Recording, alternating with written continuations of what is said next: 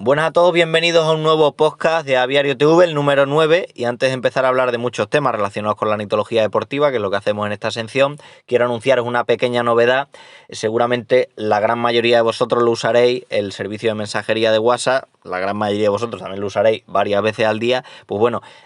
dentro de la sección de novedades del WhatsApp han creado una sección que se llama Canal, que seguramente la habéis visto, por ejemplo, para permitir que distintos medios de comunicación, también por ejemplo hay canales de equipos de fútbol, de personas famosas, pues tengan una especie de sección de noticias o de novedades que la puedes ver a través del WhatsApp. Bueno, pues me propusieron hace unas semanas unos compañeros que hiciéramos la misma idea con el tema del canal de Aviario TV y que publicáramos también, no solo por ejemplo los vídeos que publicamos habitualmente en YouTube, como por ejemplo estos vídeos de podcast, sino algunos de los artículos que publicamos a través del blog, algunas encuestas, y me pareció buena idea. Entonces lo que vamos a hacer, hemos creado ya un canal que se llama Aviario News, que lo podéis encontrar en, bueno, pues buscando en los distintos canales, pues podéis encontrarlo, y si lo anotáis como seguidores, pues podéis recibir pues todas estas novedades que vamos publicando, los nuevos vídeos, las nuevas cosas del blog y un poquillo para facilitar un poco la comunicación entre nosotros.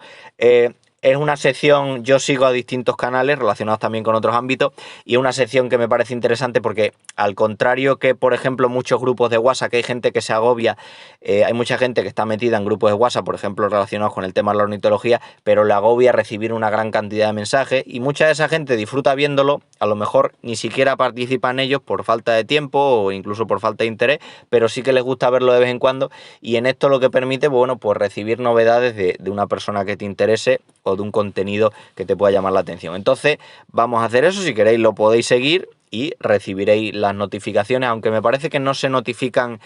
directamente a través del WhatsApp, pero si le dais a esa sección pues podéis ver las novedades de cada uno de los canales que sigáis. Y como me parecía también la idea interesante, pues no solo publicaremos contenido en esa sección del WhatsApp relacionado con mi propio canal o con los artículos que publicamos, sino que me parece interesante también aprovecharlo para publicar otros contenidos que en mi opinión puedan ser interesantes. Por ejemplo, vídeos de otros canales, de otros compañeros de YouTube,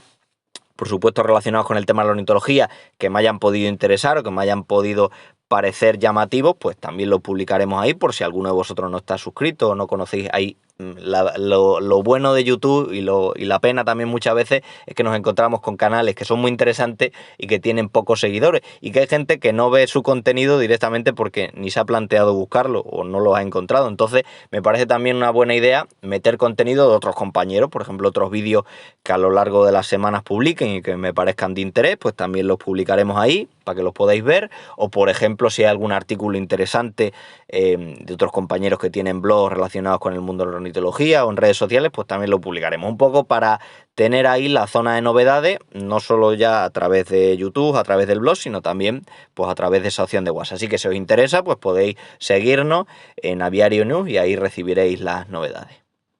Bueno, y aparte de esta novedad, y antes de empezar a hablar con distintos temas, vamos a resolver algunas de las cuestiones que teníamos en el apartado de comunidad que publicamos todos los meses en el propio canal. Visteis seguramente muchos de vosotros una fotografía de unos pájaros que eran claramente canarios y claramente canarios melánicos, pero la pregunta es qué tipo de variedad era. Y me pareció una foto interesante, aparte de que eran pájaros muy espectaculares. El compañero, me parece que es el aviario, el Font creo que es, o Les Font, no me acuerdo. En la fotografía está publicado el autor de la imagen, pero me parecía interesante porque es una variedad, digamos, clásica dentro de las mutaciones que hay de canarios melánicos, pero que para muchos criadores que empiezan sobre todo les confunde. Hay 2 o 3 gamas que se confunden. Estos, los que aparecen en la foto, son canarios de tipo pastel, la melanina es ágata pastel, y la puse con la idea de ver un poco qué decía la gente, porque la gran mayoría es verdad que contestaron que eran canarios de tipo pastel, pero siempre sale alguno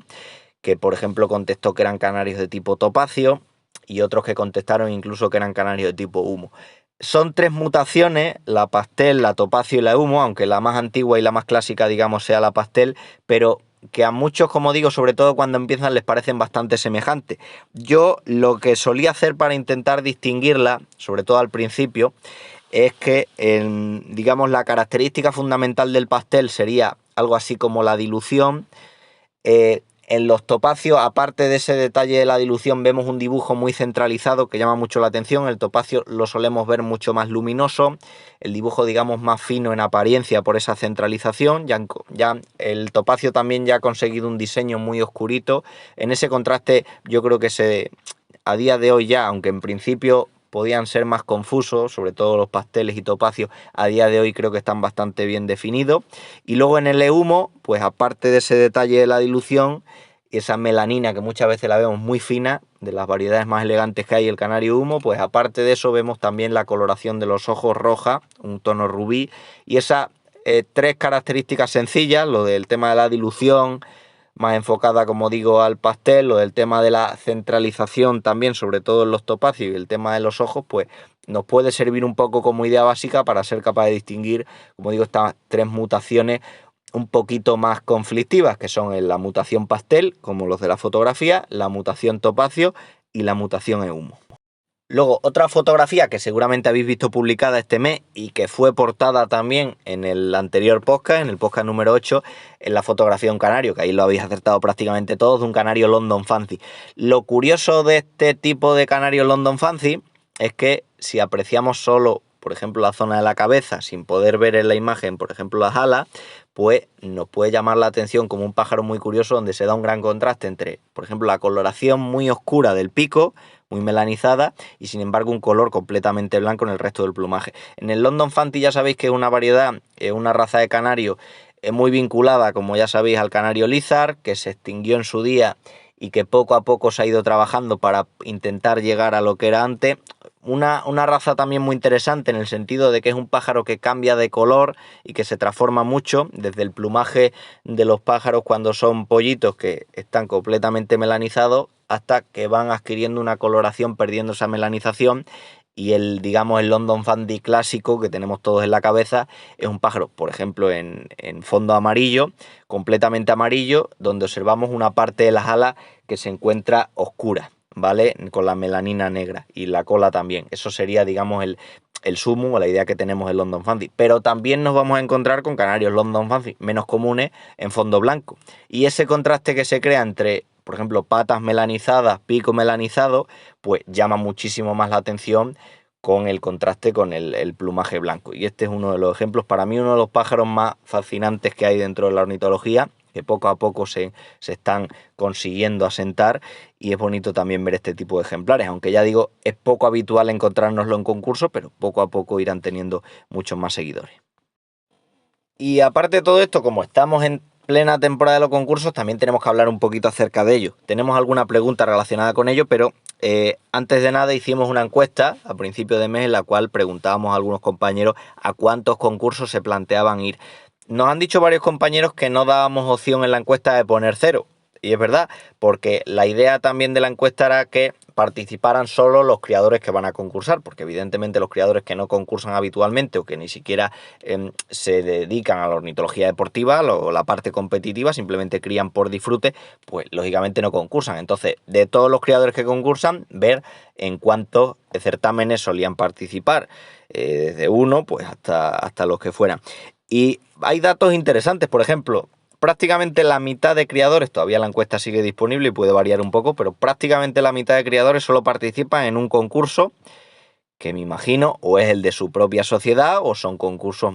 más grandes o concursos, digamos, muy concretos para los que se preparan. Y luego tenemos que pues prácticamente un 60% de los criadores participan como máximo en 2 concursos. El hecho de que haya criadores que participen en más de 5, más de 6, que es verdad que supone muchísimo tiempo, tener en cuenta que cada concurso prácticamente nos empantaban a una semana o más el tiempo que dedicamos a preparar los pájaros, con lo cual un criador que participe en 5 o 6 concursos prácticamente tiene el otoño completamente cubierto, pues es un porcentaje que apenas llega a un 10%. Con lo cual, la gran mayoría de criadores podemos decir que no sé si esta tendencia ha cambiado a lo largo de los últimos años, sí que sería interesante poder valorarla, pero la gran mayoría participa en poquitos concursos. A lo mejor una media entre 1 y 3 concursos suele ser lo más habitual. Y también relacionada con el tema de los concursos, me resultaba interesante comentar una noticia, que no es que sea una noticia como tal de actualidad,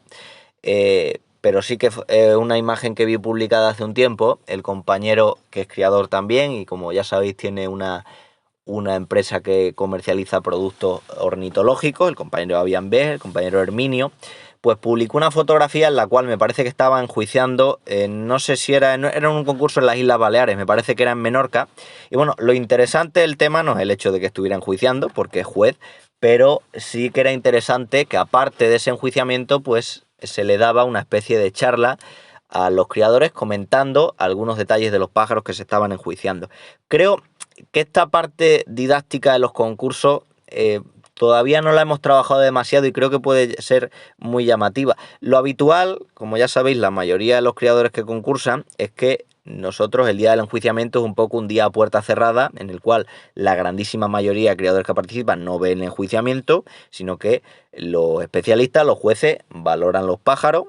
y toman la decisión y punto, asignan las puntuaciones y ya está. Y cuando ve el criador, pues han pasado, como digo, unos días. El criador lo primero que ve son los resultados y luego ya en la planilla pues cabe la posibilidad de que el juez le haya puesto alguna anotación para mejorar o algún detalle que le haya llamado la atención. La mayoría de planillas, hay que reconocer, tradicionalmente solo ponían la puntuación, pero siempre había algún juez un poco más didáctico que le gustaba poner algunos detalles en observaciones. A mí personalmente este tipo de jueces me gustaba mucho porque creo que, sobre todo en concursos sociales, ayudaba mucho al criador a aprender. No solo es decirme que mi pájaro tiene 89, 88 o 90, sino justificarme algún detalle que le parece interesante en las observaciones, que es, como digo, donde más se suele fijar el criador. Bueno, pues vemos este ejemplo de concurso donde aparte el juez da una explicación de por qué asigna la puntuación, de qué detalles le llaman la atención de un pájaro, cuáles no, y creo que esto es muy atractivo para aprender en los concursos. La parte de que el criador pueda ver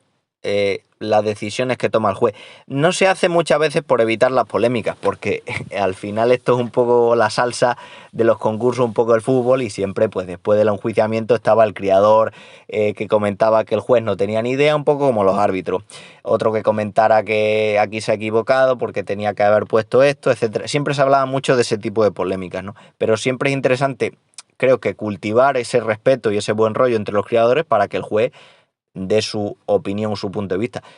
Evidentemente, la valoración del juez es una opinión, y como tal todas las opiniones pueden ser discrepantes o puede cometer errores, pero es cierto que es la opinión, en principio, de un especialista, una persona entendida. Pues podíamos potenciar también, no digo a gran escala en todos los concursos, porque entiendo que sería realmente complicado, pero sí la posibilidad de que el criador o los criadores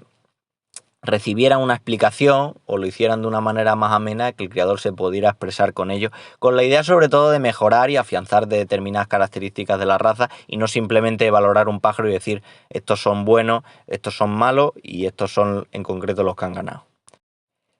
Y luego con los concursos ya sabéis que de alguna forma se produce también la comercialización de los pájaros. Normalmente no de forma oficial, siempre hablamos más de cesiones que de venta, pero decíamos hace unos meses o hace menos tiempo incluso de que en principio, pese a todo el tema que habíamos hablado de la ley y todo esa psicosis que se había extendido entre los criadores, en principio los concursos iban, dentro de lo que cabe, iba siendo una temporada buena. Los concursos se estaban haciendo con normalidad. De hecho, por ejemplo, ahora hemos visto publicado hace no tanto la cantidad de pájaros que se han inscrito en el Nacional de Albacete y me parece que ronda una cifra de unos 20.000 pájaros, que es una auténtica burrada. Es espectacular la participación que van a tener también allí. O sea que, en cierta manera, la afición ahí se puede ver que está fuerte. Pero sí que es cierto que algunos criadores mencionaban, sobre todo en concursos más de tipo pequeño, no es ya el tema de la participación, pero sí que el tema de que la venta o la comercialización de pájaros se encontraba un poco parada. Lo cual resulta llamativo porque, claro, si hemos visto que hay más dificultades a la hora de enviar pájaros, por ejemplo, con el tema de la mensajería, sabéis que MRV ha eliminado el servicio de envío de mascotas, por lo menos hasta la fecha,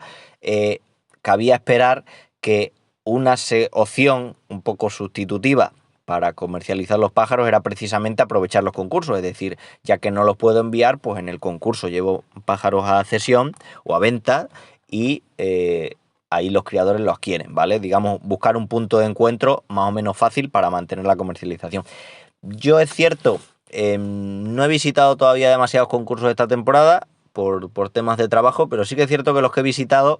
a mí personalmente me ha dado la sensación de que la comercialización estaba un poco parada, de que había más o menos de venta de pájaros, quizá un poquillo más que otros años, por lo menos ya digo, los concursos en los que he podido participar, pero sí que es cierto que no había tanto ánimo a la hora de adquirir pájaros. No sé si debido a esto o han sido circunstancias casuales, pero es un problema también que tenemos que analizar, y sobre todo cuando empiecen a llegar los concursos grandes de tipo, por ejemplo, regionales, que ya ha habido varios, o de tipo incluso campeonato nacional y campeonato mundial, que ya sabéis que el mundial también va a ser organizado en España este año, en Talavera, pues sí que va a ser un buen termómetro para ver si, en teoría, deberían los concursos tener una comercialización, o por lo menos lo pienso yo, mayor, teniendo en cuenta que muchos criadores no han tenido este año la opción de enviar pájaros por mensajería, han tenido más dificultades. Veremos a ver qué tal funciona la situación. Y como noticias también tenemos que hablar de vez en cuando de noticias negativas. Esta no la publico yo como tal, pero sí que he visto varios comentarios de criadores hablando acerca, en concreto, de una web relacionada con la venta de productos ornitológicos que estaba teniendo problemas. Incluso algunos criadores comentaban que era una estafa, que no les habían devuelto el dinero, etcétera, etcétera. En concreto hablaban, yo este tipo de cosas siempre las intento coger un poco con pinzas, porque sobre todo porque la gran mayoría de criadores compra a través de internet, aunque tenemos la opción y siempre es conveniente de utilizar los sistemas tradicionales de nuestras pajarerías, de nuestros almacenes típicos, pero la gran mayoría de aficionados compra mucho a través de empresas de internet, y hay muchas empresas de ornitología, por ejemplo en España hay unas cuantas, y la grandísima mayoría de ellas, pese a que pueda de vez en cuando haber algún problema con un envío que se retrasa o que no llega a puerto, pero la gran mayoría hacen un trabajo estupendo, te llegan los productos rápidamente. Yo trabajo con muchas de ellas, por ejemplo, a mí llevo muchos años, por ejemplo, que compraba multimascotas, no solo yo, sino también compañeros míos con los que contacto más a diario, con Aviantechnics también, por ejemplo, con la tienda del Canario, con mascotas alfalfa, con Ornilevante, hay muchísimas. Y con todas esas, por ejemplo, que hemos dicho, y otras muchas que hay, desde luego yo nunca he tenido ni un problema en absoluto. Pero de vez en cuando siempre se habla de algunas empresas que, bueno, pueden resultar un poco estafas o pueden resultar engañosas. La última que hemos oído hablar es la tienda de Palomas Online, aunque se llame así, también vende productos para ornitología de tipo canarios y demás, que esa es la última que ha recibido críticas en los últimos meses acerca de esto. Yo no sé exactamente, pero sí que sé de varios criadores importantes que han anunciado directamente que es una estafa o que no cumplen con lo prometido. Yo evidentemente solo puedo hablar de las opiniones de ellos, no puedo hablar acerca de la mía porque no he comprado en esta tienda. Pero bueno, estas situaciones hay que entender que no tienen por qué ser raras. Ya digo, la mayoría de tiendas cumplen el servicio perfectamente, pero si os acordáis, hace unos años, por ejemplo, tuvimos problemas serios con una empresa que se llamaba Jilgueros y más, que muchos criadores directamente le anunciaron que era prácticamente una estafa, y entonces, pues bueno, hay que estar un poco alerta también a la hora de comprar productos ornitológicos, sobre todo no dejándonos llevar a lo mejor por precios demasiado baratos, que nos llame por lo menos la atención, o empresas que nos den la seguridad o que nos parezcan serias, que hagan las cosas. Porque con esto de la venta de productos online, pues lo que ha pasado también es que se ha dado la circunstancia de que han surgido empresas como Setas, entre otras cosas porque incluso hay veces con algunos productos hay la opción de que una persona monta una tienda online a través de internet y ni siquiera tiene un almacén físico, es decir, se convierte en una especie de intermediario que te comercializa productos. No recuerdo ahora exactamente qué palabra, el dropshipping me parece que se llama,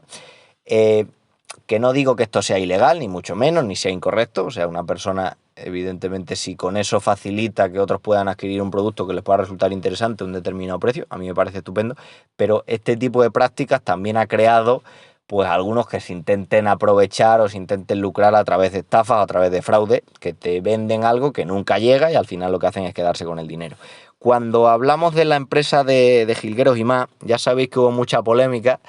incluso recibí yo ataques,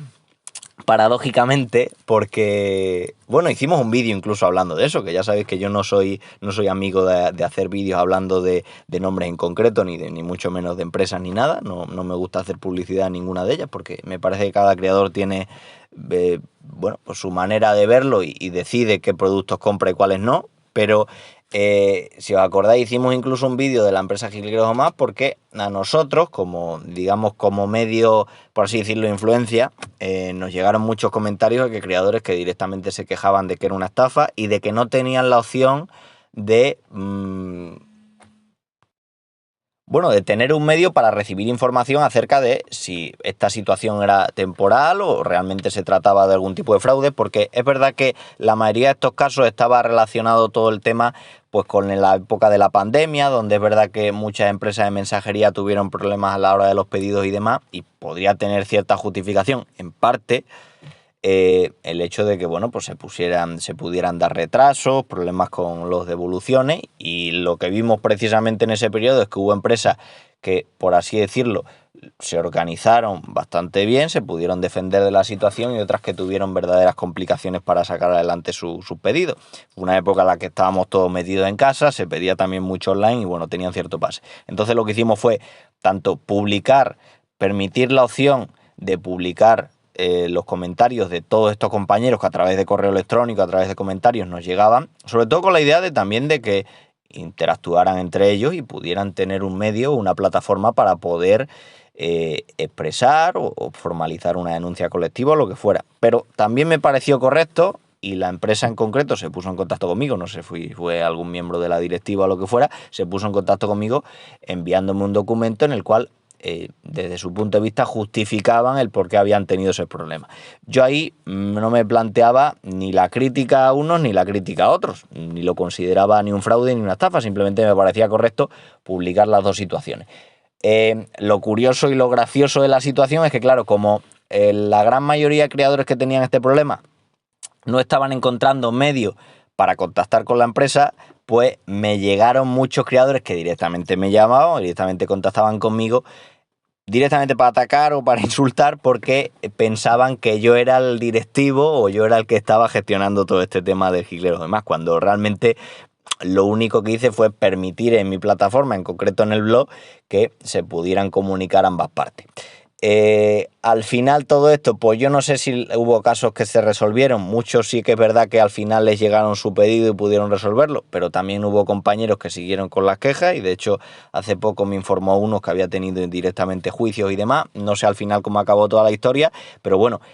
siempre es bueno recibir información y aprovechar toda esta información de empresas que nos llegan como supuestas estafas, o por lo menos que han tenido problemas a través del envío. Una de ellas fue Jilgueros Gomás en su día.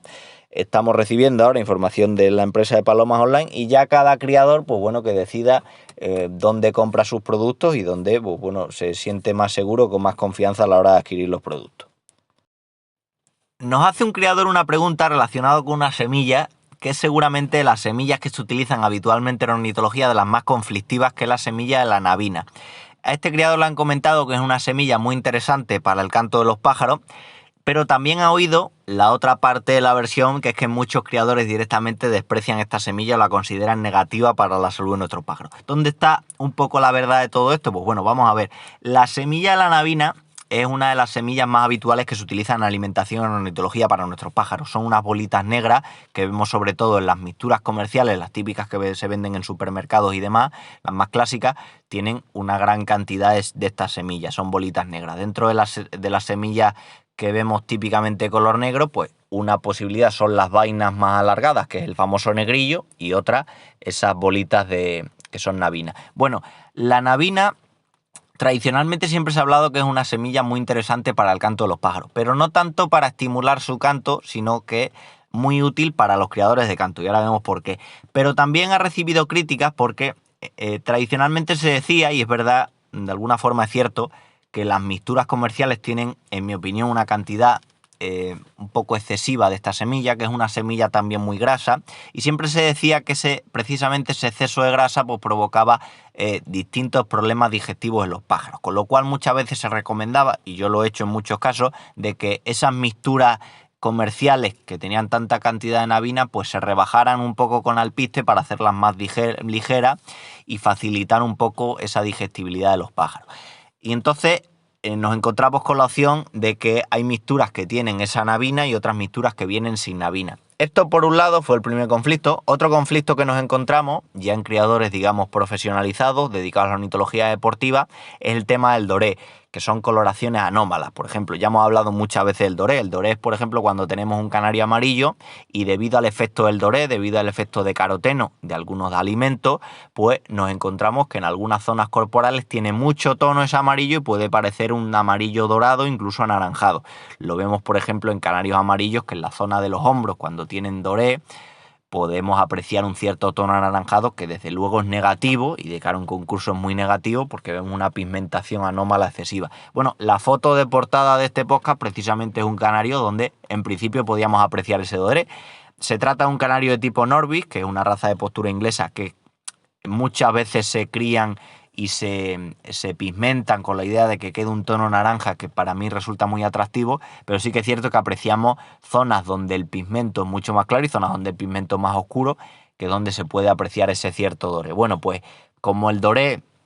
era un rasgo negativo para muchos criadores de cara a la exposición de sus pájaros y como la nabina era una semilla que podía facilitar esa acumulación de doré, pues también muchos criadores la descartaron en la alimentación de sus pájaros, con lo cual, una vez más, se popularizaron mezclas de semillas que no tuvieran nabina frente a las que tenían nabina. Pero tradicionalmente la nabina era una semilla, y es verdad que se ha relacionado mucho con el tema del canto. Incluso muchos creadores la han interpretado como que es una semilla que facilitaba o estimulaba que los pájaros cantaran. Y es verdad que es una semilla que la utilizan mucho los criadores de canto, pero no es exactamente para que los pájaros canten. En general, un macho cuando está sano, me da igual que sean razas de cantora como razas no especializadas en el canto, un macho cuando está sano canta y un macho cuando está en celo canta todavía más. En la raza de canto lo que ocurre es que se han seleccionado para el canto y es decir, tienen un canto mucho más melodioso, con mucho más notas, porque se ha preferido esa selección, ¿vale? Entonces,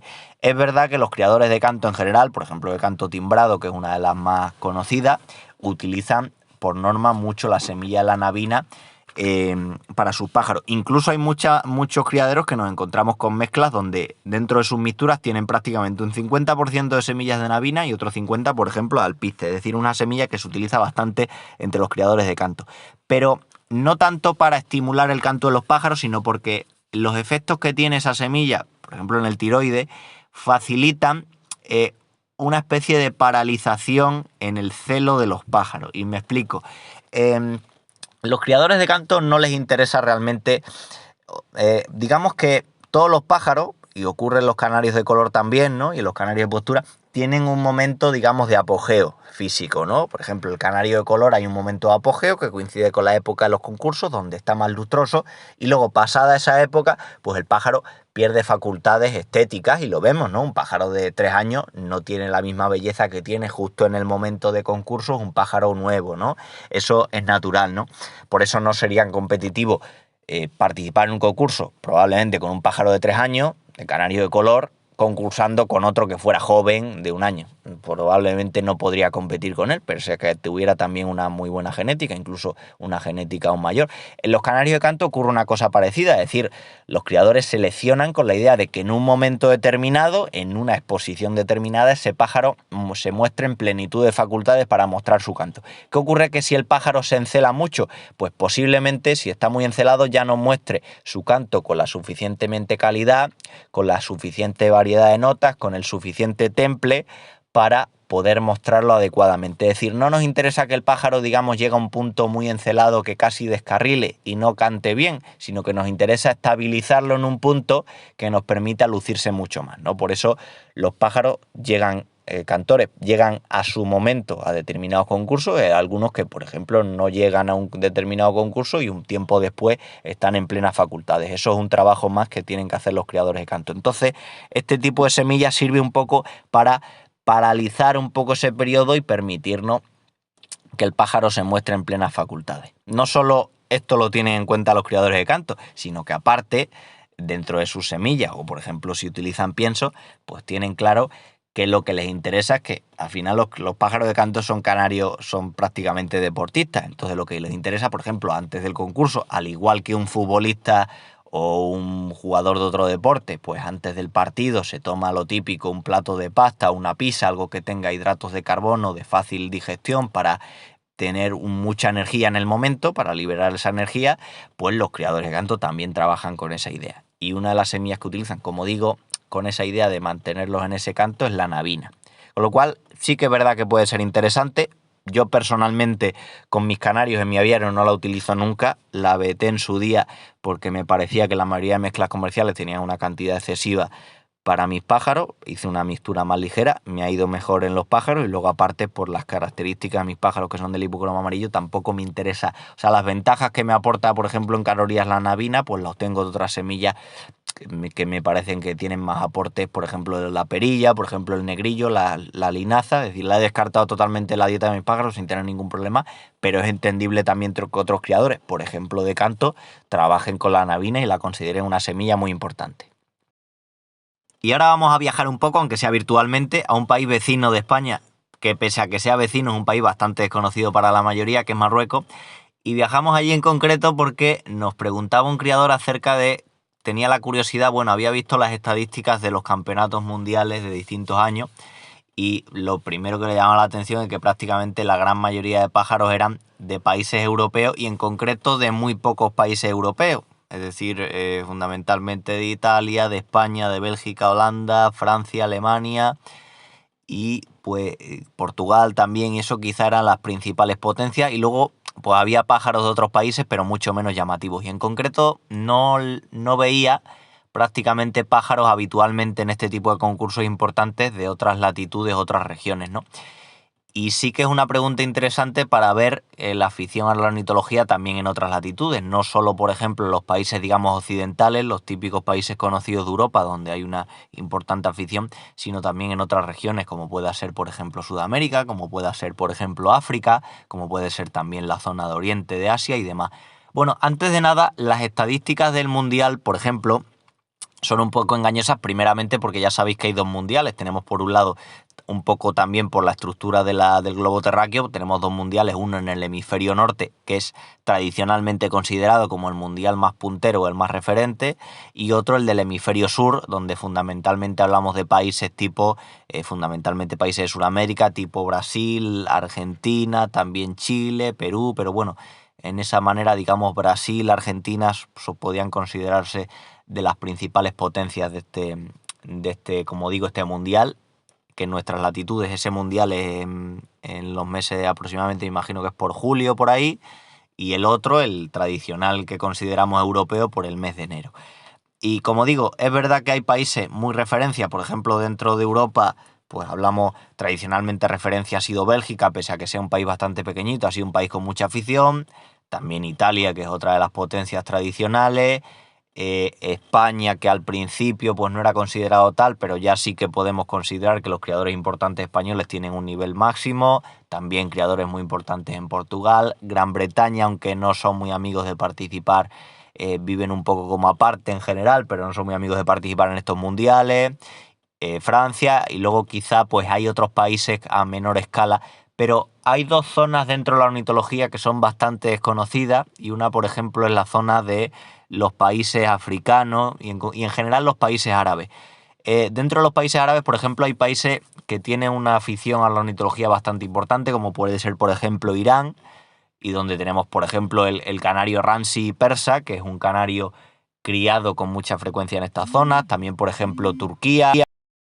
Y luego países, digamos, también de cultura árabe, por así decirlo, pero muy cercanos a nosotros, podemos considerar Marruecos y Argelia como países donde hay una afición a la ornitología muy importante. Lo que pasa es que es curioso, y esto ya trasciende un poco el tema de la ornitología, pero es curioso lo cercanos que podemos estar de algunas personas, de algunos países en concreto, y sin embargo lo diferentes culturalmente. A mí que, bueno, una de mis aficiones, aparte de la ornitología, siempre me ha gustado viajar, evidentemente cuando tengo tiempo y cuando la economía me lo permite, pero conozco muchos amigos que, bueno, pues les gusta mucho viajar a latitudes muy exóticas, a países muy, muy lejanos, y sin embargo muchas veces notamos un mayor contraste cultural en sitios que están muy cerca de nosotros, y seguramente dentro del mundo una de las fronteras, casi con seguridad, si no de la que más, pero una de las más importantes, donde se observa ese contraste cultural tan fuerte, es precisamente la frontera que hay entre España y Marruecos. Está la separación entre Europa y África, ¿no? Pero es una frontera donde, tanto en el tema económico como en el tema cultural, somos muy diferentes a ellos y sin embargo somos vecinos y estamos muy cercanos también. Y eso, por ejemplo, nos llama la atención que criadores mismamente de la zona sur de España, por ejemplo de Cádiz o de Huelva, donde hay muchísima afición por la cría de aves, pues estén a apenas unos cuantos kilómetros. Yo no sé desde Tarifa hasta Tánger los kilómetros que habrá, pero calculo que no habrá más de 14 o 15 kilómetros en el estrecho. Y sin embargo, culturalmente seamos tan diferentes. Y en el mundo de la ornitología también nos ha pasado eso, vivimos un poco aparte de ellos y sin embargo son países que, digamos, la ornitología va creciendo, digamos, por lo bajo, muy sutilmente, y se dan, yo creo que dos circunstancias importantes aquí. Primero, que tradicionalmente, y eso hay que reconocer en comparación con los países de Europa, la capacidad económica de estos países es bastante más escasa, la renta, por así decirlo, hay más pobreza, eso hay que considerarlo, y eso también afecta al mundo de la ornitología. Tienen menos capacidad pues a la hora de adquirir, digamos, pájaros o animales con un coste superior y también probablemente pues tienen menos capacidad pues para tener unas mejores instalaciones en su aviario, para utilizar ciertos productos y demás. En ese sentido, sin decirlo como crítica ni algo peyorativo, pero en ese sentido sí que podemos decir que son países más atrasados desde ese punto de vista de la ornitología. Y sin embargo, también se da otra circunstancia importante, que es que también son países que tienen menos restricciones en cuanto al tema pues de todo el tema de bienestar animal, hay menos control en muchos aspectos. De hecho, por ejemplo, muchos de los, y esto lo digo un poco con cierta crítica a algunos. Ahora me explico por qué. Porque, por ejemplo, muchos de los vídeos que vemos tradicionalmente que atacan al silvestrismo o que hacen que la sociedad en general sea más crítica con el tema del silvestrismo, con el tema de las capturas, pues muchos vídeos que vemos, incluso yo hace poco vi un vídeo que salía los bajos de un tractor o de un remolque que lo levantaba y estaba completamente lleno a la parte de abajo de jaulas de jilgueros que habían capturado. Muchos de los vídeos que vemos de captura aquí, que se alega que son criadores españoles, pues la mayoría de esos vídeos pertenecen a países de, pues mismamente Marruecos, tipo Argelia, donde la legislación, pues no sé si existe algún tipo de legislación respecto a esto, me imagino que no, tienen otros problemas mucho más serios, y entonces los utilizan y se utilizan negativamente también para atacar al silvestrismo en Europa, ¿no? Esto también es un detalle que tenemos que contemplar, es decir, y ya es abrir un tema dentro de otro tema, es verdad, pero cuando tenemos esta filosofía desde Europa, digamos, tan insistente con el tema, por ejemplo, la crítica al silvestrismo, también hay que pensar y hay que reconocer que tenemos países al lado donde, digamos, la fauna no entiende de fronteras, no entiende de países, los animales se desplazan y más los animales alados, donde no existe ningún control ni ninguna restricción, y pasamos a países donde la restricción es máxima.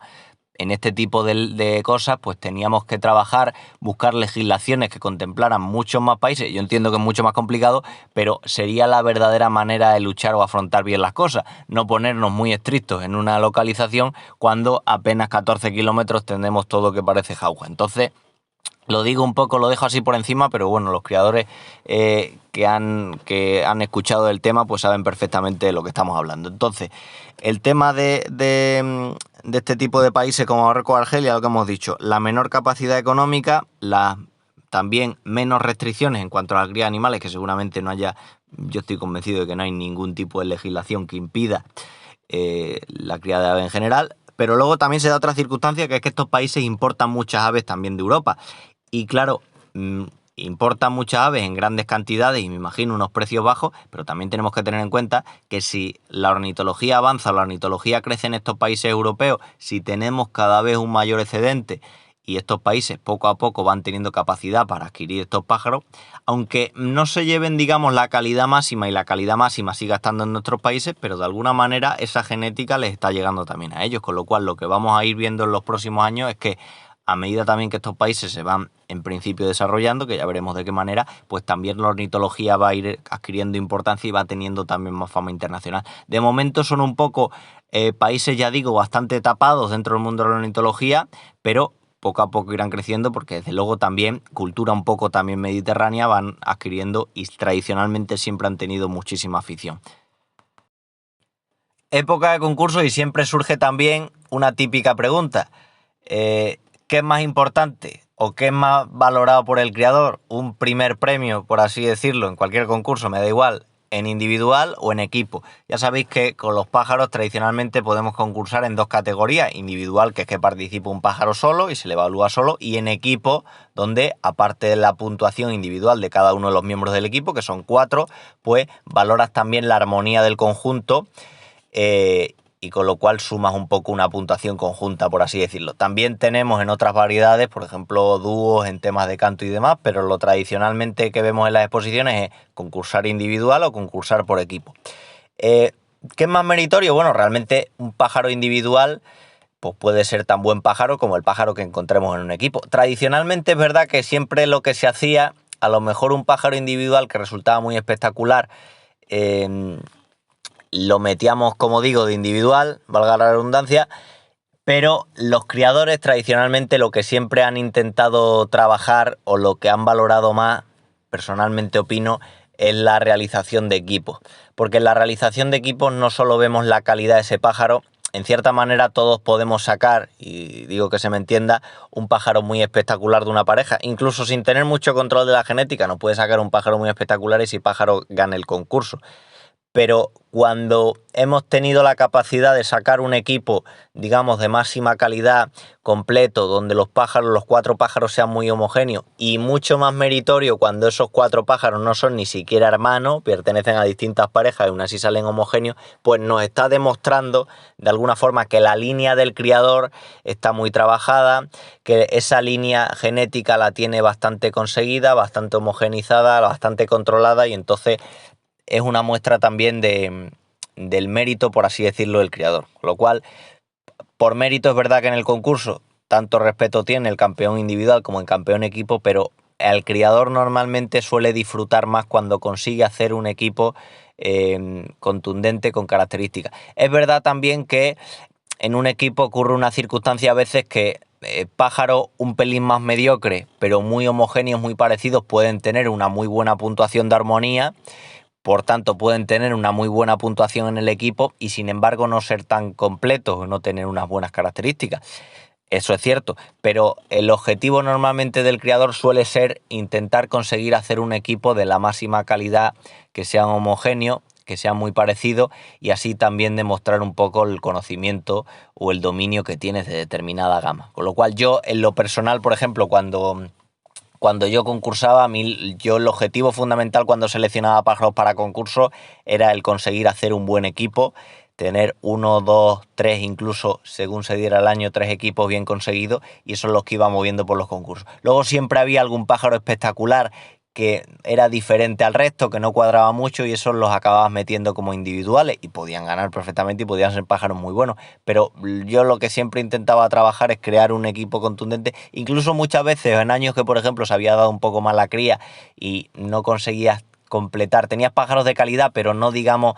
no eran muy semejantes como para hacerlos un equipo, pues a veces decidías incluso no participar en determinado concurso, ¿no? Porque lo que te gustaba era conseguir, digamos, esa obra o esa joya. Yo lo asemejo un poco al mundo de la música. En el mundo de la música existe, digamos, el single, la canción en solitario, y luego también existe un disco, ¿no? Ahora no se lleva tanto el tema de disco porque,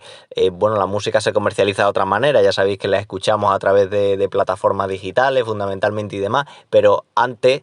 y ahora todavía hay cantantes, digamos, más tradicionales que siguen haciendo discos, pues no solo era hacer una canción que fuera muy buena y la canción fuera muy seguida, que es lo que se suele buscar a día de hoy en el mundo de la música, sino que lo que buscabas es hacer un disco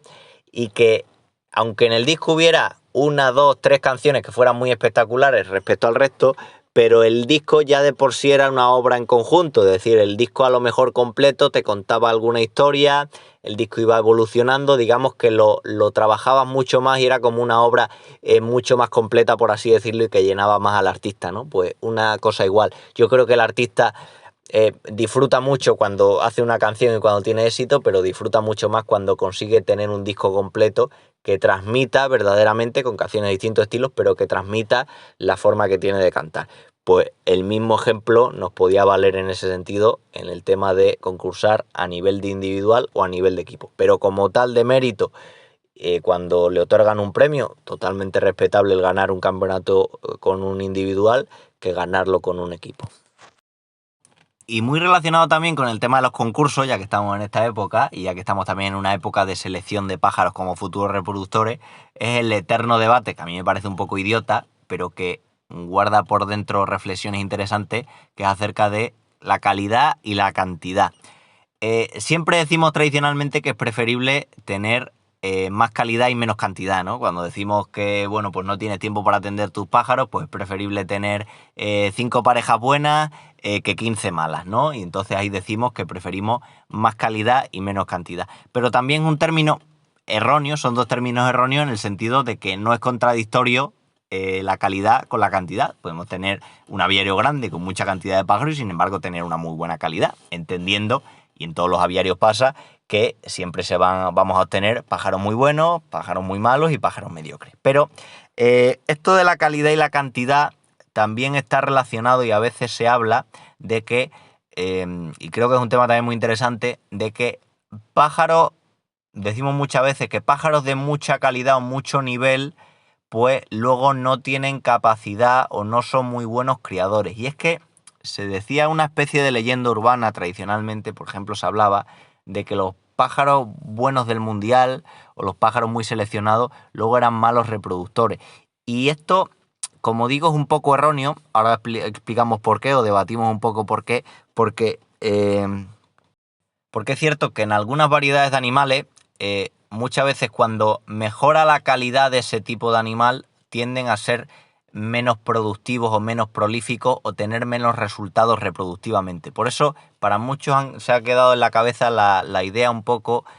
ya digo, de leyenda urbana, de que tener pájaros de mucha calidad también implica que luego sean, pues, por ejemplo, menos criadores o menos fértiles y demás. Empezando por el tema del mundial, de los pájaros del mundial, que muchas veces se decía que cuando adquirías pájaros de los mundiales luego no resultaban ser buenos reproductores, incluso había criadores que decían que directamente eran estériles. Esto también pasaba por otros motivos. Primero tenemos que pensar que los mundiales, lo hemos hablado, el mundial del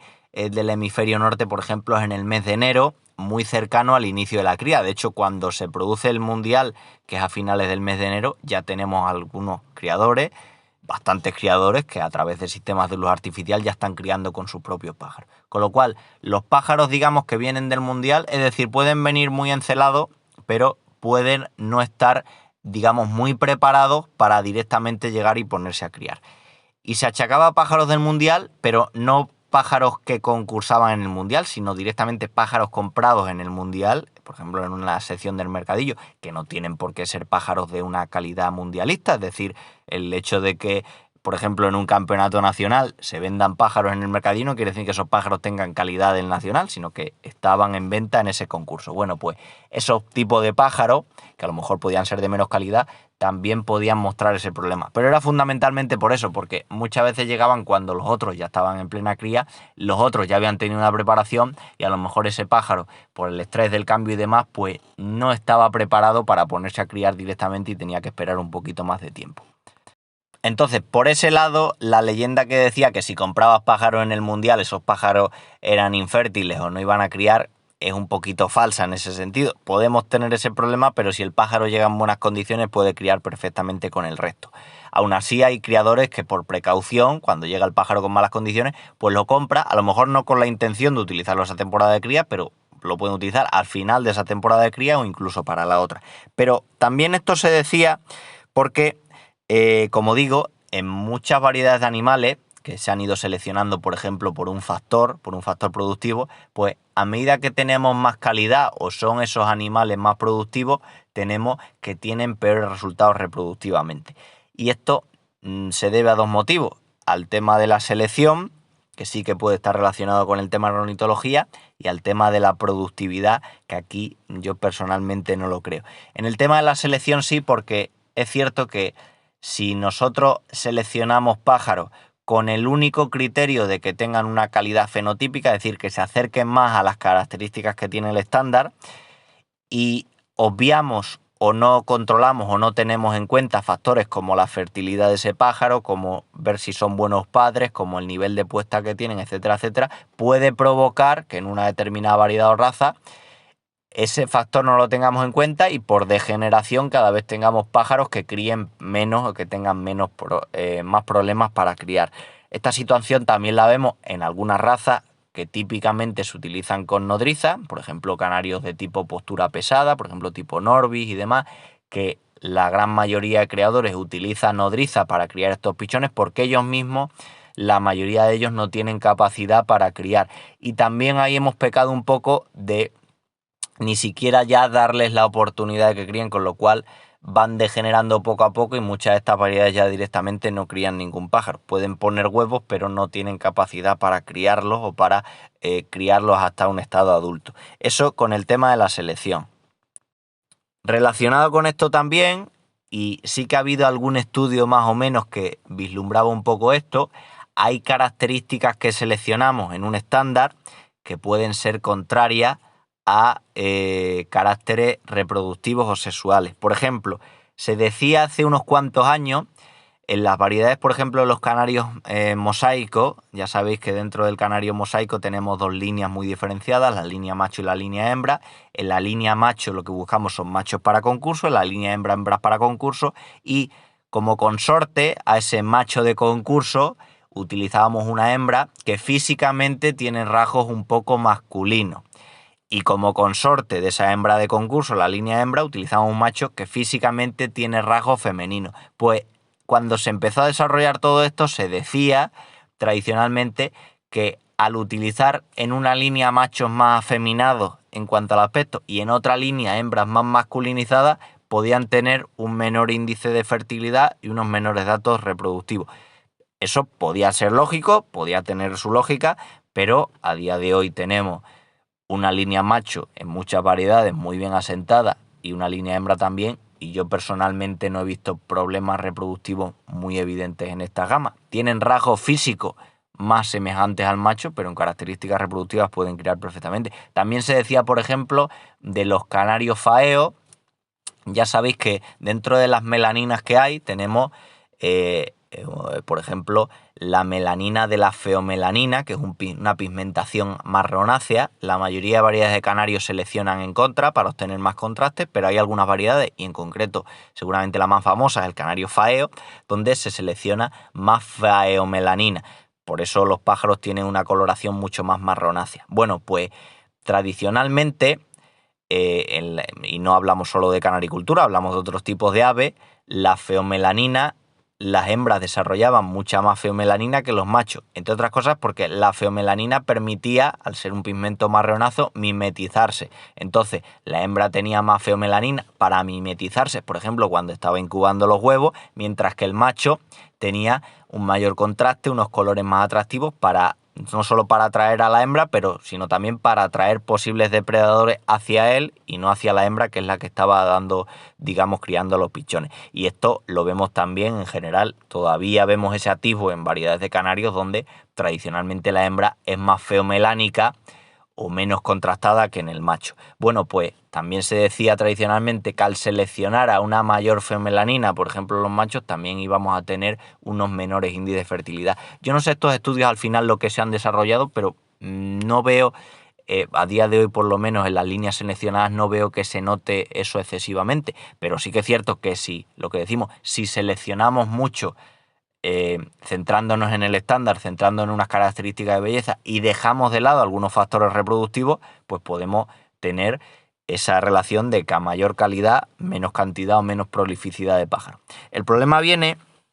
con que, pensando en otras variedades de animales o en otras razas,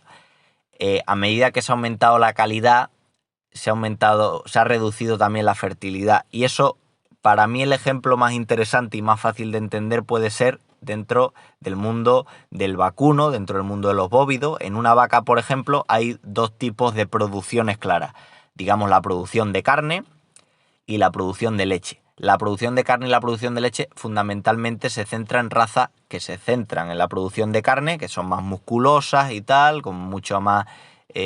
cuerpo, y en otras que se centran en la producción de leche, donde la musculatura ya no importa y lo que importa es que produzcan mucha cantidad de leche. Bueno, sí que es cierto que se ha dado la circunstancia, y eso en el mundo del vacuno de leche se dice, que al ir obteniendo animales con mucha mayor producción de leche, muchos más litros de leche, por ejemplo, se va reduciendo la fertilidad del rebaño, la fertilidad de animales. Pero aquí el error está en que relacionamos calidad con ser más productivo. Es decir, la vaca lechera, por así decirlo, de calidad, también en principio la consideramos la vaca lechera más productiva porque produzca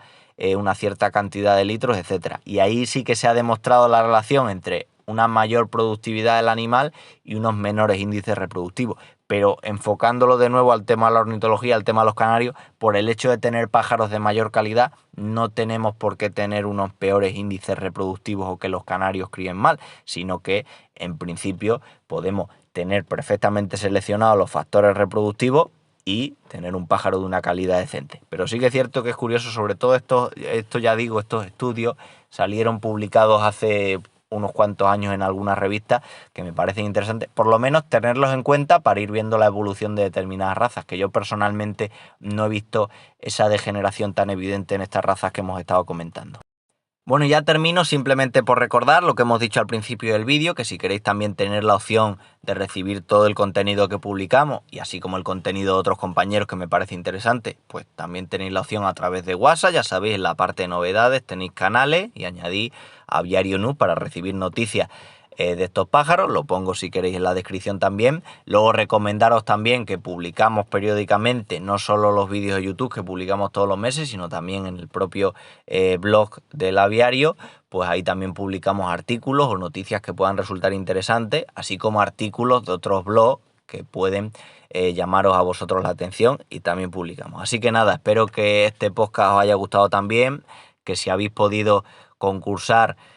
o habéis tenido la oportunidad de visitar alguno concurso, pues espero que hayáis disfrutado. Todavía nos queda tiempo para concursos y de hecho los más importantes que nos quedan, que ojalá podamos visitarlo, tanto el nacional, que en España es en concreto en Albacete, dentro de muy poquito tiempo, como el campeonato mundial que va a ser en Talavera de la Reina, pues espero que también podamos disfrutar de la afición